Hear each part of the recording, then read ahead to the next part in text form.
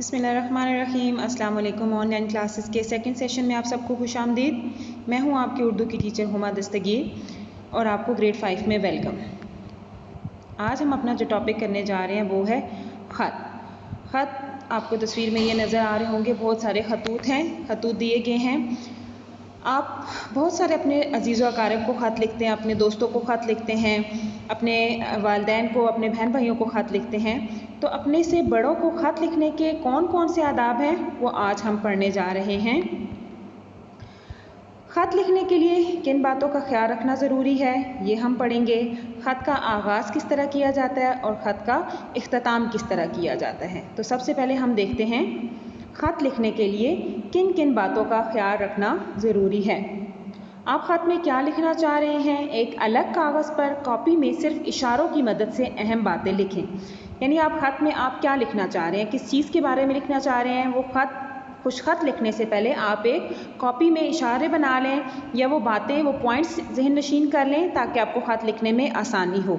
मसलन इम्तिहान में कामयाबी, अम्मी जान की सेहत, छुट्टियों का प्रोग्राम वगैरह, इसके बारे में ख़त लिखते हैं तो उसके लिए ज़रूरी है कि आप सबसे पहले कॉपी पे लिख लें ताकि आपको ख़त नीट लिखने में कोई मुश्किल पेश ना आए। ख़त लिखने के लिए साफ़ सुथरा कागज़, उम्दा कलम, आपकी पेंसिल है तो अच्छी शॉप हुई हो, पेन हो तो उसमें प्रॉपर इंक हो, और खुशख़ती का यानी आपकी राइटिंग, आपकी लिखाई जो है वो बहुत साफ़ सुथरी होनी चाहिए। इन चीज़ों का आपने ख्याल रखना है। हिफ्ज़ मरातिब का ख्याल रखिए। हिफ्ज़ मरातिब क्या होते हैं, इससे मुराद ये है कि जिसको ख़त भेजा जा रहा है इसके मर्तबे और मकाम का ख्याल रखा जाए। अगर वो बड़ा है तो आपके ख़त से एहतराम और अदब का ज़ाहिर होना ज़रूरी है। अगर बराबर का है, मसलन आपका दोस्त, हम जमात या दोस्त वगैरह, तो बेतकल्लफ़ी भी इख्तियार की जा सकती है। अगर छोटा है तो शफ़क़त और मोहब्बत का इजहार ज़रूरी है। ख़त इस तरह लिखिए जैसे आप अपने मुखातिब से गुफ्तगू कर रहे हो। यानी आपका ख़त इस तरह होना चाहिए कि जब आप ख़त पढ़ रहा हो तो उसको ऐसा लगे कि आप बराह रास्त गुफ्तगू कर रहे हों।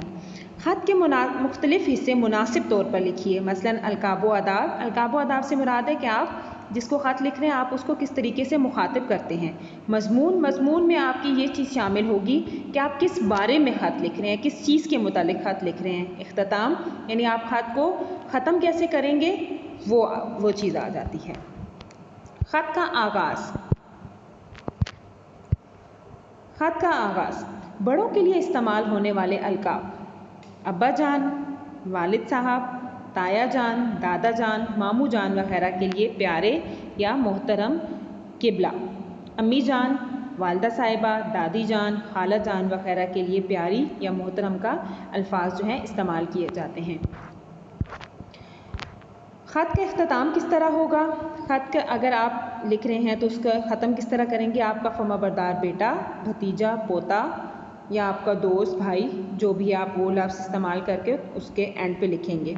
आपकी फर्माबरदार बेटी, भतीजी, पोती, दोस्त वगैरह।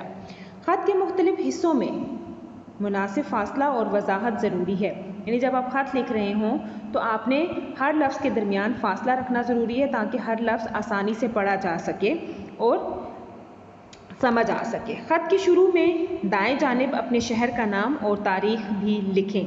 इसके लिए मैंने आपके लिए एक सैम्पल तैयार किया है, हम उसको देखते हैं।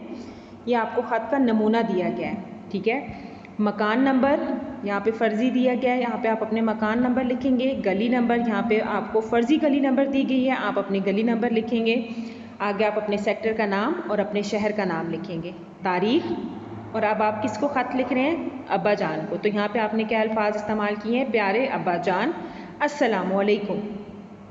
उम्मीद है आप खैरियत से होंगे। अल्लाह के फ़ज़ल से यहाँ भी खैरियत है। एक हफ़्ते कबल आपका ख़त मिला, जवाब देने में देर हुई कि हमारे इम्तिहान ख़त्म होने के बाद खेलों के मुकाबले हो रहे थे और हम उनकी तैयारी में मसरूफ़ थे।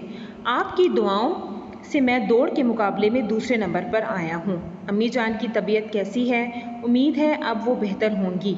जैसे ही छुट्टियाँ होंगी मैं आपकी खिदमत में हाजिर हो जाऊँगा। घर में सबको सलाम व दुआ।